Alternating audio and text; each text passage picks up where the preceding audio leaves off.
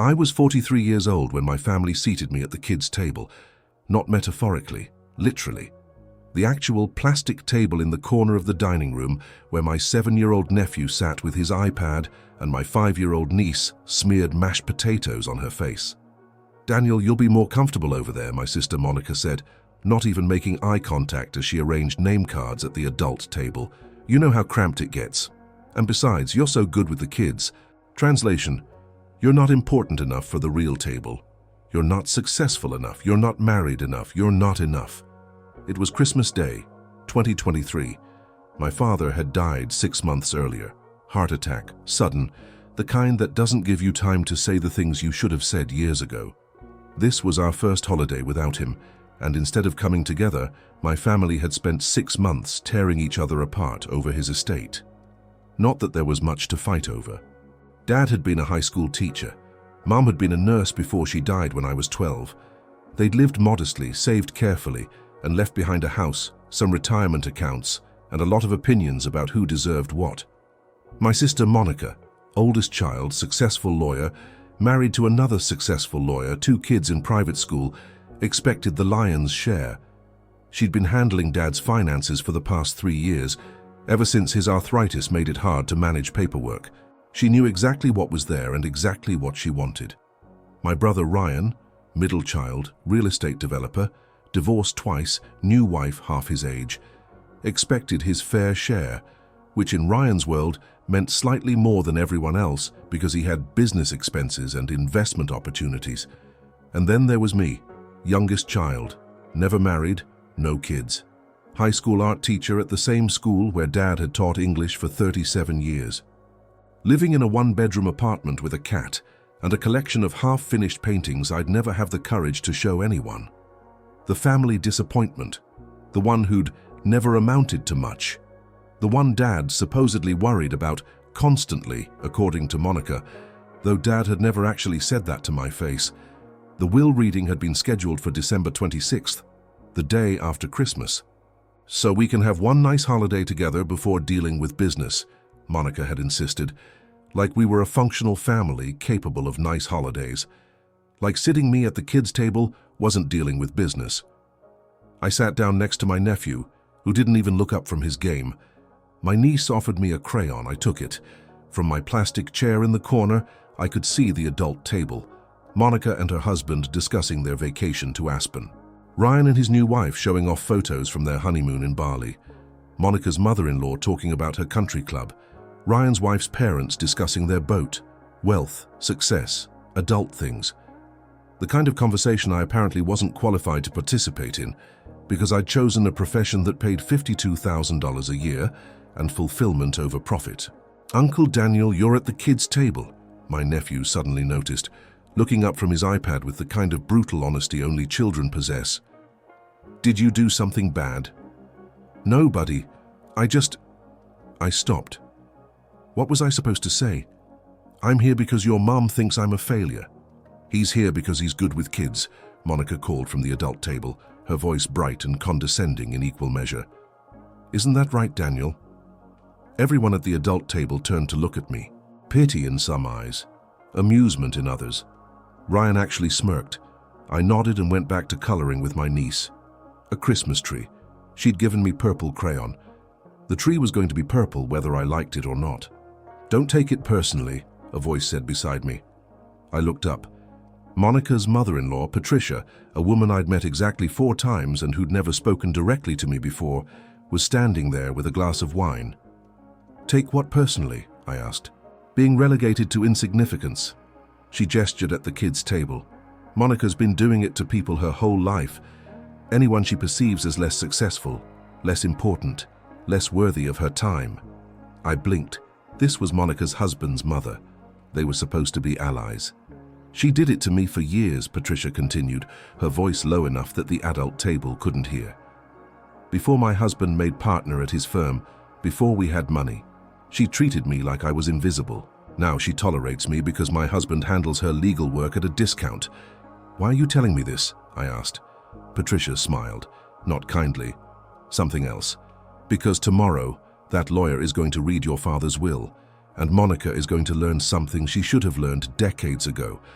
Success isn't measured in salary, character isn't measured in square footage, and family isn't a hierarchy where she gets to decide who sits where. She walked away before I could respond. I spent the rest of Christmas dinner at the kids' table, coloring purple trees and helping my nephew defeat digital monsters, while my mind raced with questions. What did Patricia know? Had Dad said something to her? Had Dad said something to anyone? Because here's what my siblings didn't know, what no one except Dad and I had known. For the past 5 years, every Sunday, I'd driven 40 minutes to Dad's house. I'd helped him with his garden, fixed things that broke, listened to him talk about Mom, about teaching, about the students he'd loved and the colleagues he'd lost touch with. I'd been there for the arthritis diagnosis, the first fall, the slow decline of a strong man becoming fragile.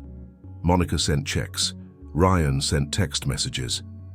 I showed up, and on one of those Sundays, 3 months before Dad died, he'd handed me an envelope. "Don't open it until after the will reading," he'd said. "Promise me, Daniel. After, not before." "Dad, what is this?" "A reminder," he'd said cryptically, "that showing up matters more than showing off.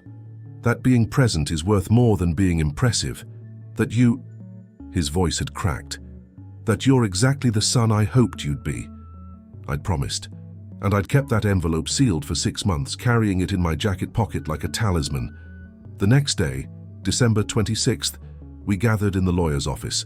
Monica, Ryan and me, plus spouses, plus the lawyer, a woman named Janet Reeves who'd known Dad for 20 years and looked like she'd rather be literally anywhere else. "Before we begin," Janet said, adjusting her glasses, "I want to acknowledge that this may be unexpected. Your father was very specific about his wishes, very deliberate, and he asked me to read this exactly as written, without editorial comment." Monica leaned forward, confident. Ryan checked his phone. I sat perfectly still, the envelope in my pocket feeling heavier with every second. Janet began reading. Standard stuff at first. The house divided between 3 children, retirement accounts split equally, personal items distributed according to attached lists. Nothing controversial, nothing that explained why Monica was smiling or why Janet looked uncomfortable. Then Janet reached the final page. Her voice changed, became more careful, like she was handling something sharp. "Final clause," she read, "to my youngest son Daniel, who spent 5 years showing up every Sunday when his siblings were too busy building impressive lives to maintain important relationships." Monica's smile evaporated. Ryan looked up from his phone. "I leave the following: my complete teaching archives, including 40 years of student correspondence and lesson plans, my collection of first edition literature, and..." Janet paused, looked at me, something like respect in her eyes, "and the lake property in northern Michigan that none of my other children knew I owned, purchased in 1987 with inheritance money from my father and maintained privately for 3 decades. Current estimated value, $2.3 million. The room went completely silent. Monica's face went white. Ryan actually stood up. And I sat there frozen, remembering every Sunday, every conversation, every moment I'd been called a disappointment while I was actually being exactly what my father needed. But that wasn't the devastating part. The devastating part, the words that would echo in my siblings' heads for the rest of their lives, came in the next 3 sentences. 3 sentences that explained not just what Dad had left me, but why he'd waited until after Christmas to reveal it. Why he'd wanted my siblings to seat me at the kids' table one last time before they learned the truth. The silence in that lawyer's office lasted exactly 7 seconds before Monica found her voice. "That's impossible." She was gripping the armrests of her chair so hard her knuckles had gone white. "Dad didn't have property in Michigan. I handled all his finances. I would have known."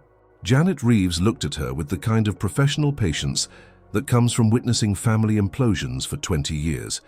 "Your father purchased the property in 1987, 3 years before you graduated college. He maintained it privately, paying taxes from a separate account you weren't aware of." "A separate account?" Ryan's voice went up an octave. "Why would he hide assets?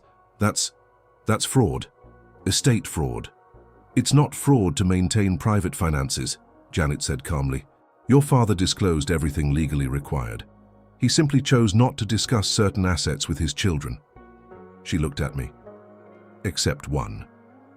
Every eye in the room turned to me. You knew? Monica's voice was ice. You knew about the property? No, I said honestly. I had no idea. It was true, I hadn't known about the Michigan property. But I had known something else. Something that explained why Dad had kept it secret. Something that would make my siblings even angrier when they found out. Janet cleared her throat. There's more. Your father left specific instructions for me to read this next section aloud in your presence before distributing final documents. She pulled out another page. Her hand was shaking slightly. To my children, Monica and Ryan, she read. I'm sure you're confused right now, possibly angry, wondering why your younger brother, who you've spent decades patronizing, dismissing, and treating as less successful, received the most valuable asset in my estate. Monica made a sound like she'd been punched. Ryan's new wife looked like she was calculating divorce options. Let me explain, Janet continued. In 1987, my father died and left me $180,000. At the time, Monica, you were in law school. Ryan, you were starting your business degree. Daniel wasn't born yet. Your mother and I could have used that money for your education, for our mortgage, for a dozen practical things. I leaned forward. I'd never heard this story. Instead, I bought 20 acres on a lake in northern Michigan, undeveloped land that cost $175,000. Every penny of the inheritance except what we needed for closing costs. Your mother thought I was crazy. But I had a reason. Janet paused, took a breath, continued. I grew up poor. My father was a factory worker who saved every penny he could so his son could go to college and become a teacher. He died 6 months after I got tenure, barely 58 years old, never having taken a real vacation, never having owned anything beautiful, just because it was beautiful. I felt something tighten in my chest. So I took his money he'd earned through 40 years of factory shifts and OT and sacrifice, and I bought something he would have loved. Land, trees, a lake, peace. And I kept it private because I wanted one thing in my life that wasn't practical, wasn't about raising children or paying bills or being responsible. Monica was crying now. Not sad tears, angry tears. For 36 years, I visited that property 4 times a year. Spring, summer, fall, winter. I never built on it, never developed it. Just walked the land, sat by the lake, and remembered my father. It was my church, my meditation, my reminder that life is more than resumes and bank accounts. Janet looked at me. Your father wanted me to explain that before I read the final part. My hand went to the envelope in my pocket, still sealed, still waiting. 5 years ago, Janet read, Daniel asked if he could join me on one of my visits. I don't remember how it came up, probably during one of our Sunday afternoons when he was helping me with the garden. I said yes, expecting he'd come once and lose interest. I remembered that day. Dad had been quiet the entire 2-hour drive, like he was introducing me to someone important and wanted me to make a good impression. He came on every visit after that. 20 visits over 5 years. He never asked why I owned it. Never suggested we sell it or develop it or maximize its value. He just walked the land with me, sat by the lake, listened when I talked about my father, about your mother, about teaching, about life. Ryan's jaw was clenched so tight I thought he might crack a tooth. On those visits, Daniel told me about his students, about the kid struggling with depression who found solace in watercolors, about the girl from a broken home who discovered she could paint her feelings when she couldn't say them, about choosing teaching over more lucrative careers because someone has to show up for the kids no one else sees. The lawyer's voice was getting thicker, more emotional, and I realized Daniel inherited the only thing that actually matters. Not my father's money that bought the land. Daniel inherited my father's heart, the willingness to show up, to be present, to value being over having. Monica stood up abruptly. This is manipulative. He's manipulating us from the grave. Sit down, Janet said sharply. I'm not finished. Monica sat, but her face was pure rage. Monica, Janet read, you handled my finances for 3 years. In that time, you visited me 11 times. 9 of those visits lasted less than 30 minutes and consisted of me signing papers while you checked your phone. You never asked about my health, my life, or whether I was lonely. You asked about assets. Monica's husband put his hand on her arm. She shook it off. Ryan, you called me every few months to ask for money. Business loans, investment opportunities, bailouts when your divorces got expensive. I gave you $140,000 over the past decade. You never paid any of it back. You also never once asked how I was doing unless you needed something. Ryan's face was red. His new wife was definitely calculating. Daniel asked for nothing, showed up for everything. When I fell in the garden 2 years ago, he was there within 30 minutes. When I had COVID and couldn't leave the house, he delivered groceries every week for 3 months. When I was diagnosed with the heart condition that eventually killed me, he sat with me through every cardiology appointment and took notes so I wouldn't forget what the doctors said. I hadn't cried at Dad's funeral. Couldn't. Too numb. But sitting in that lawyer's office, listening to his words read aloud, I felt tears building. So yes, Daniel gets the Michigan property, not because it's worth money, though it is, because he's the only one who understood why it mattered. The only one who showed up not to get something, but to give something.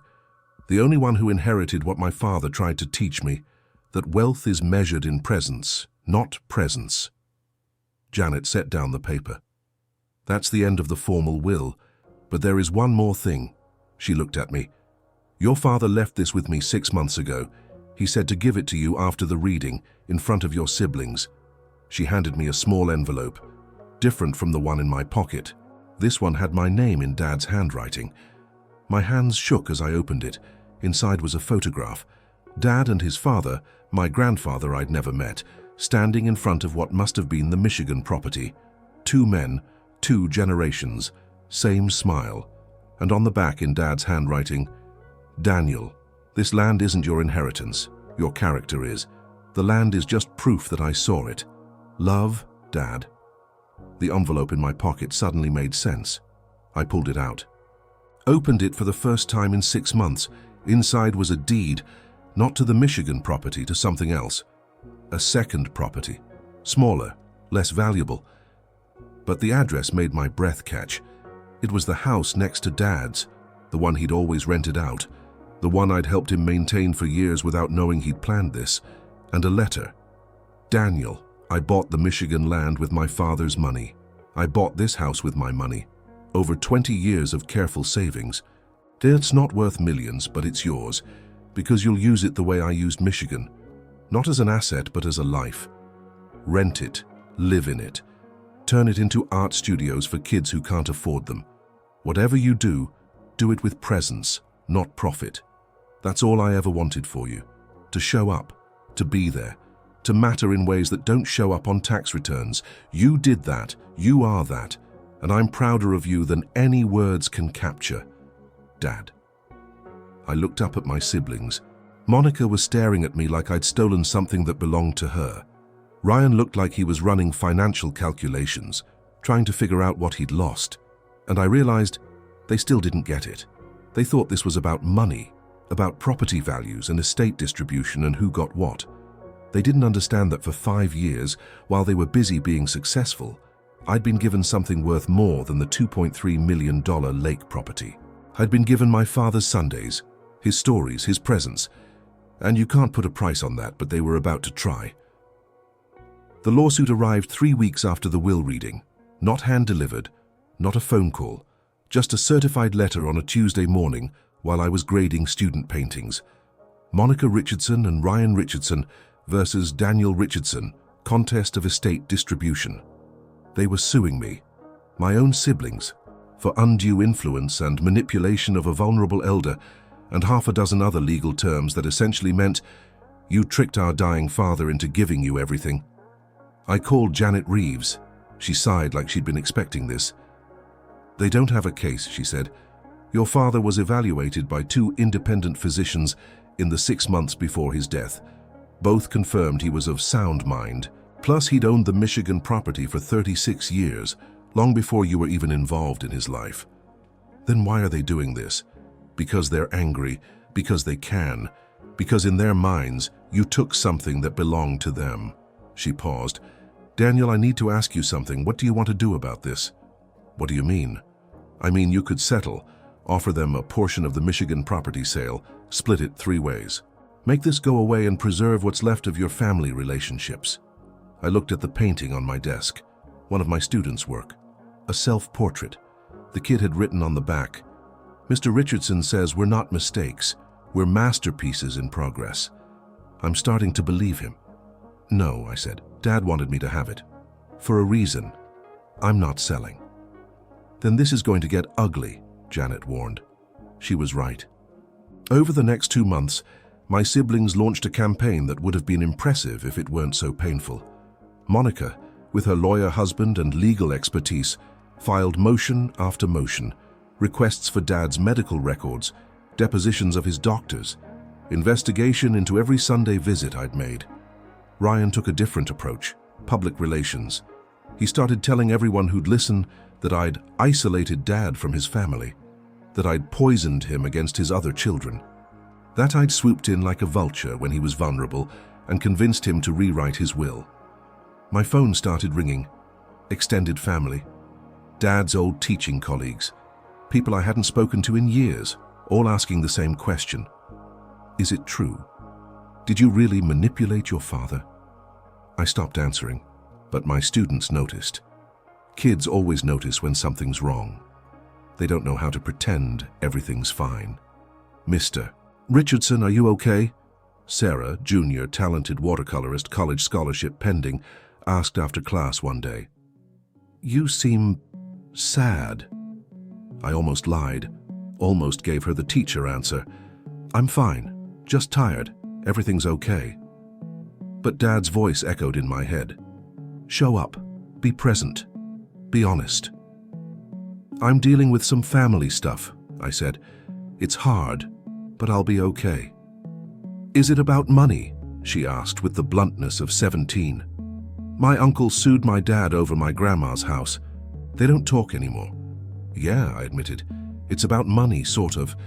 Really, it's about whether time and presence matter more than financial success. She thought about that. Well, you show up for us every day. You stay late to help with portfolios.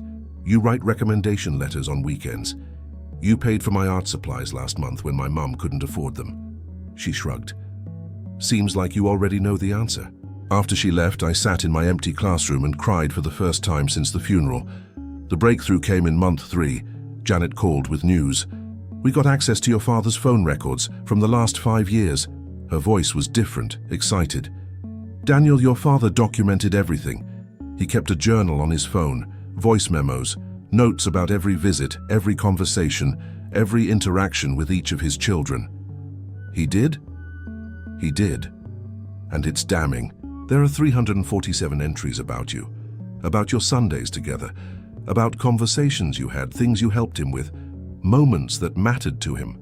She paused. There are 23 entries about Monica, 18 about Ryan, and they're not flattering. What do they say? Things like, Monica called, asked about changing investment strategy, didn't ask how I'm feeling. Call lasted 6 minutes. And Ryan texted asking for $15,000, said it's an emergency. Same emergency as last year and the year before. And about me. Daniel brought vegetables from farmer's market. We cooked together. He asked about my father, wanted to hear stories I'd never told anyone. Talked for 3 hours. Didn't check his phone once. How did I get so lucky to have one child who understands that time is the only currency that matters? I had to put the phone down. Couldn't speak. There's more, Janet continued. 6 weeks before he died, he recorded a video. For the court, in case this exact thing happened. He's sitting in his kitchen, completely lucid, explaining why he structured the will the way he did. It's 18 minutes long, and it's the most articulate explanation of love I've ever heard. Can they contest that? They can try, but they won't win. Your father made sure of it. The video was played in court 3 weeks later. Monica and Ryan had to sit there and watch our father, on a screen, 6 months dead, explain why they'd failed him. Monica, Dad's voice said from beyond the grave, you're brilliant, successful, everything I hoped you'd become professionally. But somewhere along the way you started measuring people by their tax returns, including me, including your brother. You forgot that the best things in life don't appreciate in value. They appreciate in meaning. Monica was crying, silent tears that she kept wiping away like they were betraying her. Ryan, you were always charming, always persuasive, always sure the next opportunity would be the big one. But you confused taking with receiving. You thought love meant I'd give you whatever you asked for. It doesn't. Love means showing up even when there's nothing to take. Ryan was staring at his hands. His new wife had stopped coming to the hearings 2 weeks earlier. Daniel, Dad's voice softened. You chose a life that doesn't look impressive to people like your siblings. Teacher's salary, 1-bedroom apartment, no impressive titles or vacation homes. But you chose presence. You chose students over salary. You chose showing up over showing off, and that, his voice cracked, that's exactly what I hoped at least one of my children would understand. The judge watched the entire video in silence. Then looked at Monica and Ryan's lawyer. Counselor, does your client wish to continue with this contest? Monica's lawyer, her husband, looked at her. She shook her head slowly, defeated. We withdraw the contest, Your Honor. The judge nodded. Mr. Richardson, he looked at me. I'm sorry you had to go through this. Your father's wishes are clear. The will stands as written. I should have felt victorious, vindicated. Instead, I just felt tired. Outside the courthouse, Monica was waiting. No husband, no lawyer armor. Just my sister looking older and smaller than I'd ever seen her. I'm sorry, she said. Not loud, barely audible. Okay. Not okay, I mean. She stopped, started again.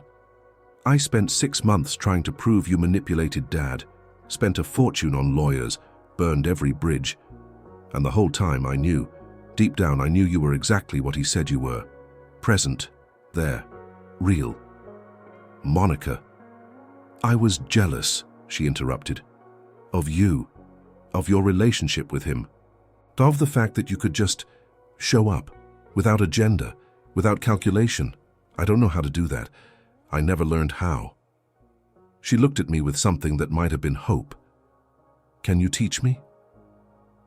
I thought about 5 years of Sundays, about Dad teaching me to see value in time instead of money, about students who couldn't afford art supplies but showed up anyway because creation mattered more than cost. Yeah, I said, I can teach you. But here's what I didn't tell her, what I wouldn't understand until months later. Teaching someone to be present is harder than teaching them to be successful. Because success is a checklist. Presence is a practice. And my sister was about to learn the difference in the most painful way possible. Starting with a phone call 3 months later, that would force her to choose between the life she'd built and the person she'd forgotten to become. The phone rang at 2:17 a.m. on a Saturday in March. I knew it was bad news before I answered. Nobody calls at 2:17 a.m. to tell you something good. I fumbled for the phone in the dark, expecting a wrong number or a robocall. It was Monica. Daniel. Her voice was wrecked, broken. I need help. I don't know who else to call. I sat up, instantly awake. What's wrong? Are you hurt? Are the kids? The kids are fine. Physically. She took a shaky breath. David left. My husband. He filed for divorce yesterday. Took the kids to his mother's house. Won't let me see them without his lawyer present. David. The lawyer who'd represented her in the will contest. The man who'd sat beside her in court while Dad's video played. Monica, what happened? He said... Her voice broke completely. He said, I've become someone he doesn't recognize, someone who'd sue her own brother over money, someone who'd put legal fees ahead of her children's college funds, someone who measures love in assets and relationships in ROI. I didn't say anything. What could I say? He's right, she whispered. Daniel, he's right. I spent $87,000 on that lawsuit. $87,000 trying to take Dad's property from you. And I can't even remember why it mattered so much. I just knew you had something I didn't and I couldn't stand it. Where are you now? My car parked outside your apartment. I've been here for 20 minutes trying to work up the courage to knock on your door. I looked out my window, Her Mercedes was parked under the streetlight, like a monument to everything she was questioning. "Come up," I said. "I'll make coffee." She looked terrible. Designer suit wrinkled, makeup streaked, hair uncombed, all the armor stripped away, leaving just my sister, scared and lost and finally human. "I don't know how to fix this," she said, sitting at my small kitchen table, the same table where I graded papers and ate cereal alone and lived the unsuccessful life she'd pitied for decades. "What do you want to fix?" I asked. "The marriage? The relationship with your kids? Or something deeper?" She looked around my apartment. One bedroom, second-hand furniture, walls covered in student artwork and photographs of Dad. Everything she dismissed as evidence of failure. "You're happy here," she said. Not a question, an observation. "Aren't you?" "Yeah, I am." "How?" Her voice cracked. "You make $52,000 a year. You drive a 12-year-old car. You eat ramen for dinner 3 nights a week. How are you happy?" I poured coffee into mismatched mugs. "Because I measure my life in moments, not money. In students who learn to see beauty, in Sundays with Dad, in art that matters to someone even if it never sells." "I have everything," Monica said, tears streaming down her face. "The house, the salary, the title. Everything Dad worked his whole life to give us the opportunity to have. And I'm miserable. I'm 48 years old and I can't remember the last time I did something just because it mattered, not because it looked impressive." "Then stop," I said simply. "Stop what?" "Stop performing. Stop calculating. Stop measuring everything against some imaginary scorecard where more is always better."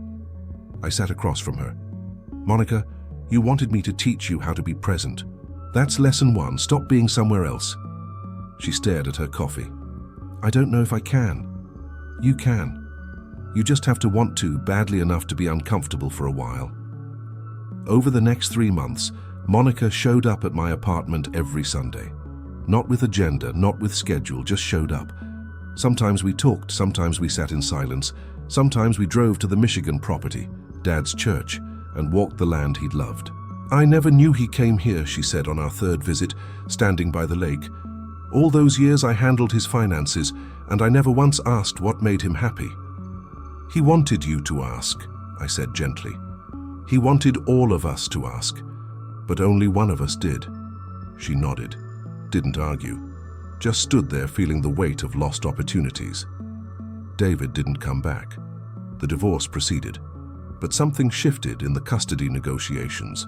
Monica stopped fighting for control and started asking what the kids needed. "They want to spend weekends with me," she told me in May, sounding surprised.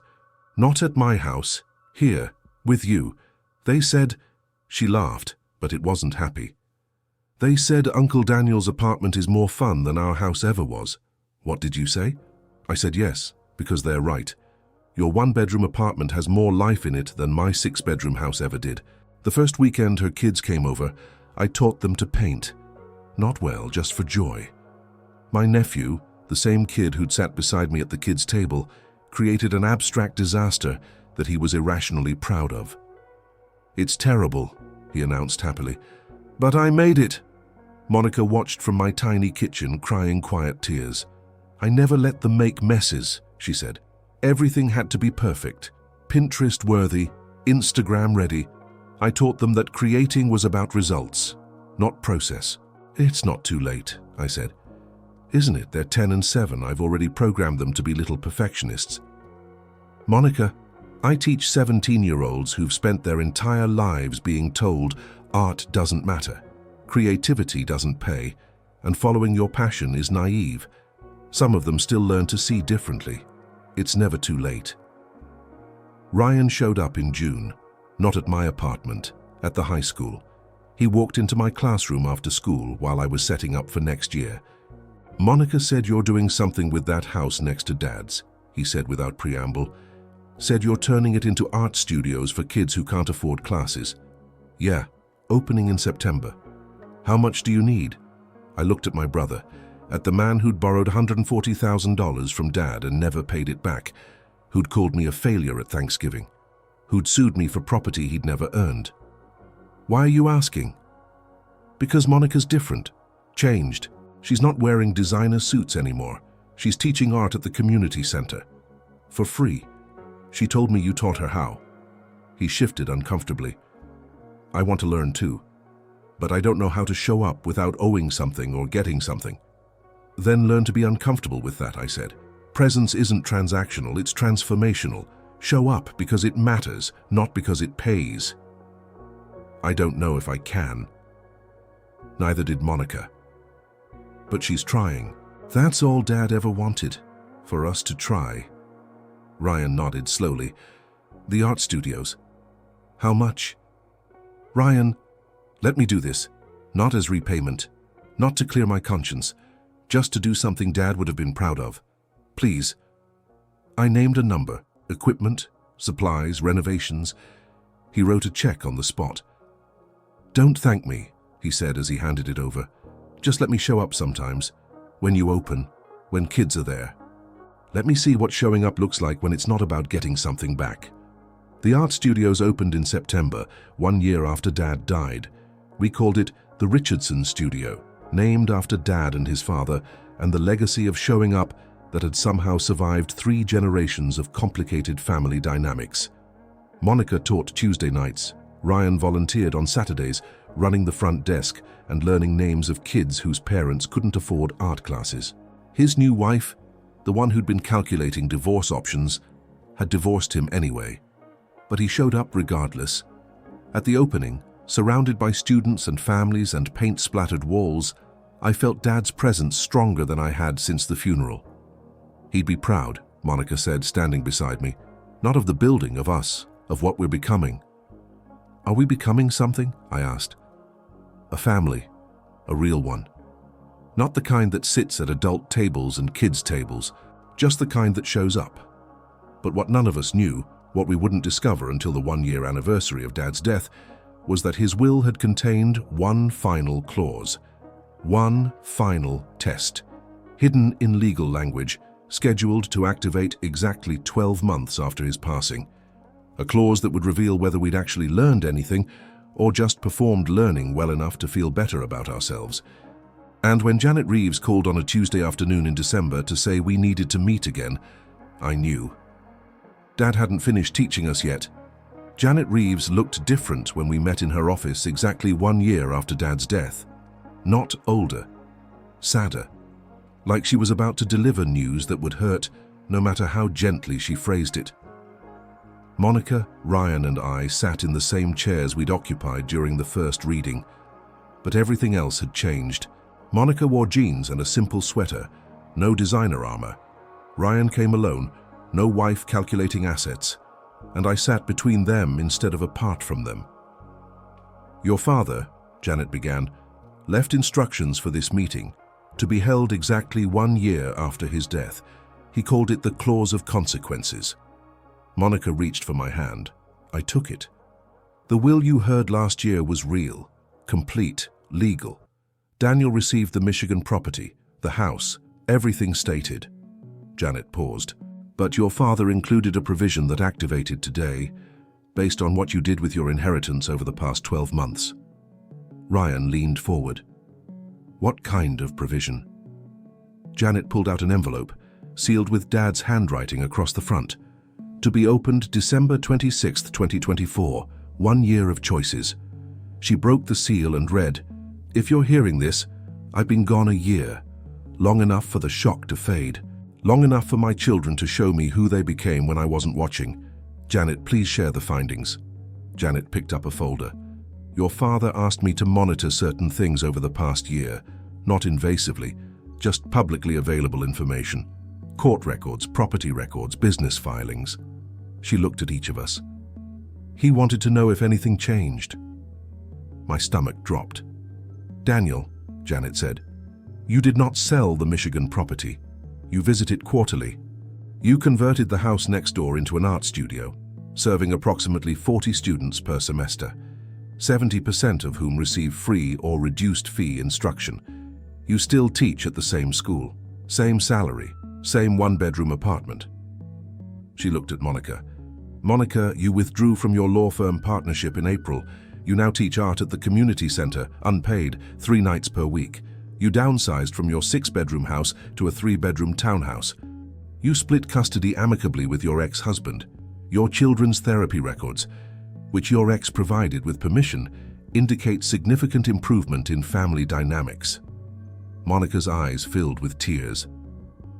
Ryan, you closed 2 of your 3 development companies.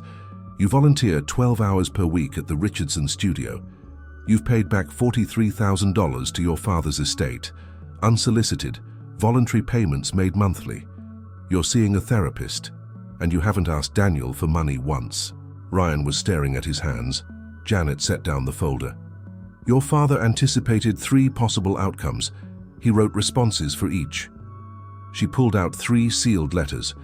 These were to be distributed based on your choices. She handed me a letter marked, "If Daniel sold the property." I opened it with shaking hands. Daniel, if you're reading this, you sold the Michigan land. I understand. It's worth millions. You could pay off debts, travel, buy a house, live comfortably. But you'd also be choosing money over meaning, and that would break my heart. Not because the land matters, it doesn't. Because I thought you understood. The best things in life can't be liquidated. They can only be lived. If you sold it, you didn't fail me. You just forgot what I spent 5 years teaching you. There's time to remember. Start now. Dad. I couldn't breathe. Because I'd been tempted. 3 times in the past year, I'd looked at the property value and imagined the security it could buy. Janet handed Monica a letter marked, "If Monica didn't change." Monica opened it, hands trembling. Monica, if you're reading this, you're still living the same life. Same priorities, same measurements, same armor. I'm not angry, I'm sad. Because you're brilliant and capable and wasting it all on impressing people who don't matter. You can still change. It's never too late. But you have to want it more than you want to be right. More than you want to look successful. More than you want to win. Start by asking yourself, when's the last time you did something that made you feel alive instead of accomplished? Then do that thing, repeatedly, until you remember who you were before you learned to perform. Dad, Monica was crying silently. I almost didn't change, she whispered. I almost kept going, kept performing. If David hadn't left. But he did, I said, and you chose differently. Janet handed Ryan the 3rd letter marked, "If Ryan didn't pay anything back." Ryan opened it slowly. Ryan, if you're reading this, you still owe me $140,000. And you're okay with that. You've convinced yourself that family means never having to be accountable. That love means I should give without expecting return. You're half right. Love is giving freely. But respect is acknowledging the gift. Honoring it. Not with money, with change. With showing up, with becoming someone who gives instead of just takes. You can still do this.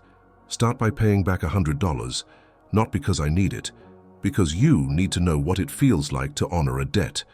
Then keep going. Not for me. For yourself. Dad, Ryan's voice was thick. I paid back $43,000. It's not enough, not even close, but I'm trying. That's all he wanted, Janet said softly. For you to try. She pulled out one final envelope. This one wasn't marked with conditions. Just 3 words, if they changed. This letter is for all 3 of you, to be read only if all of you made meaningful changes. Based on my findings, Janet smiled for the first time. You qualify. She handed it to me. I looked at Monica and Ryan. Together. They nodded. I opened it and read aloud. My children. If Janet is reading this letter, it means all 3 of you changed. Not perfectly. Change is never perfect, but meaningfully. And I'm prouder than you can imagine. My voice cracked. Monica took the letter and continued. Daniel, you kept the land, not because I told you to, but because you understood why it mattered. You're teaching others what I taught you. That presence is the only real wealth. Keep teaching that. The world needs it. Monica, you stopped performing. You chose life over optics.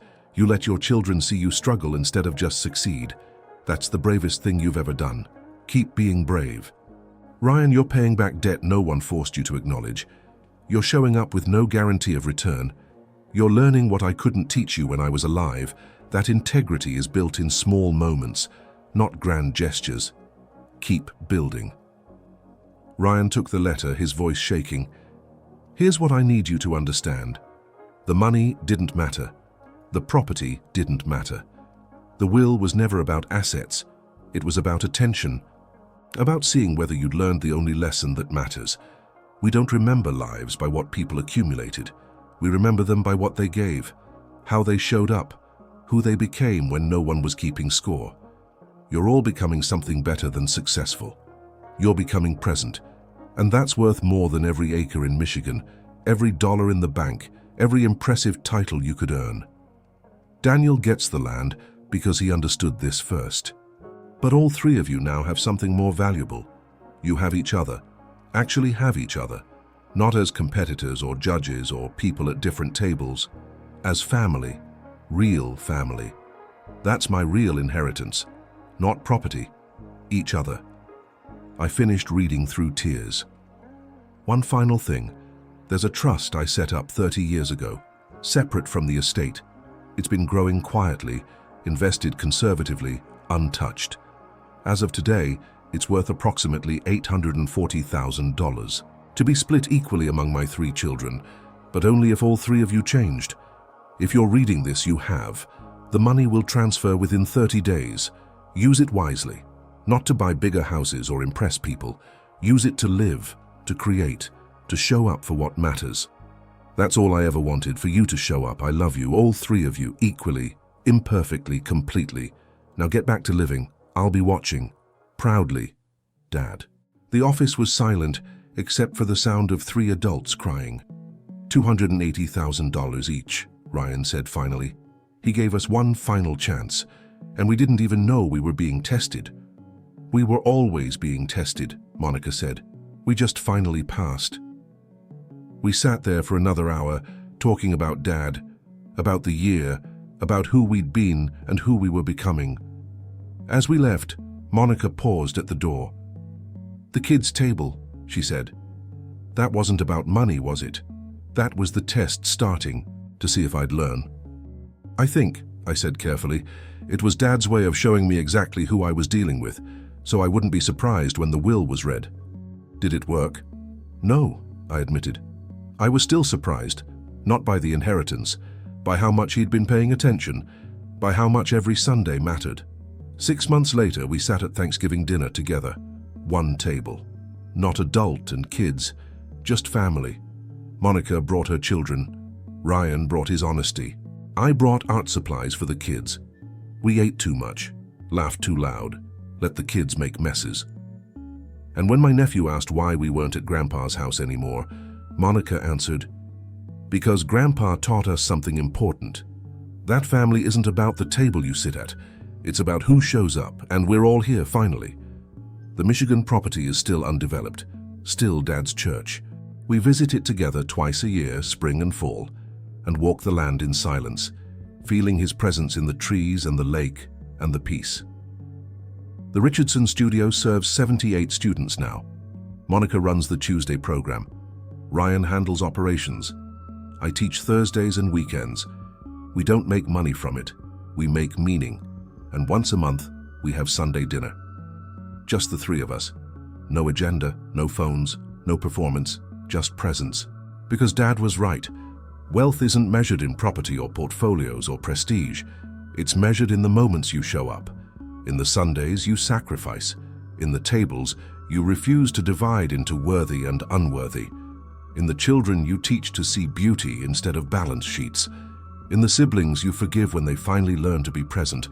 And in the father who loved you enough to test whether you'd learned the only lesson that mattered, that showing up is the inheritance. Everything else is just property. Daniel spent years being told he wasn't successful enough to sit at the adult table, and when his father died, his siblings thought they knew exactly what that meant, that Daniel would get the scraps while they got the real inheritance. They were wrong, but not about the money, about what actually matters. If this story resonated with you, if you've ever been dismissed by your own family for not being successful enough, or if you've watched people measure love in dollars instead of presents, you're not alone. This channel exists for stories like Daniel's. Stories about people who chose presence over prestige, who showed up when everyone else showed off, and who discovered that the best inheritance isn't property. It's the relationships you build when no one's keeping score. Every week we share true accounts of families torn apart by money and rebuilt by meaning. Of people who were underestimated, dismissed, or relegated to kids' tables, literal or metaphorical, who proved that success isn't measured in salary, it's measured in Sundays.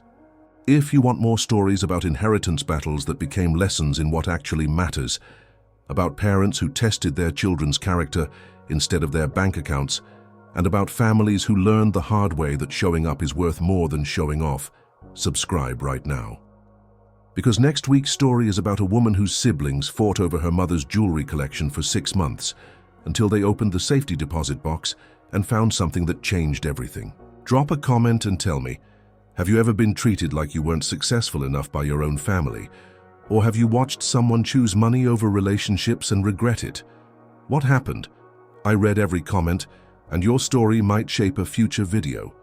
Before you go, I want you to think about something Daniel's father wrote in that final letter. We don't remember lives by what people accumulated.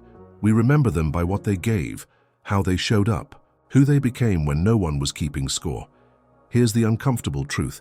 Most of us are keeping score, measuring relatives by their job titles, judging siblings by their house sizes, deciding who gets to sit at which table based on tax returns instead of character. And we're teaching our children to do the same.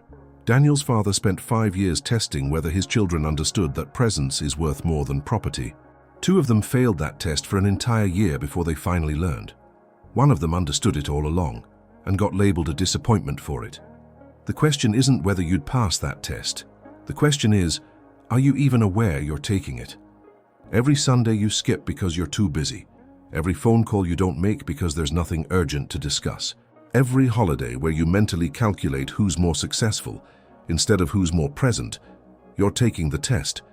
And your family is grading you, not with wills and lawyers, with memories, with the moments they needed you, and you either showed up or you didn't. Daniel got $2.3 million and a trust fund, but those weren't his real inheritance. His real inheritance was 5 years of Sundays, of conversations, of presence, of knowing, absolutely knowing, that his father saw him. Can your siblings say that? Can your children? Can you? If this story made you uncomfortable, good, it should. Because comfort doesn't change behavior. Discomfort does. And maybe, just maybe, that discomfort will make you pick up the phone. Show up on Sunday. Ask how someone's doing without needing something in return. Because here's what Daniel's father understood that took his other children a year of loss to learn. The best things in life can't be liquidated. They can only be lived. And you can't will someone your Sundays. You can only give them while you're here. Thanks for watching. I'll see you next week with another story that proves money inherits easy, character inherits hard. And remember, you're always at a table. The only question is, are you present at it or just performing?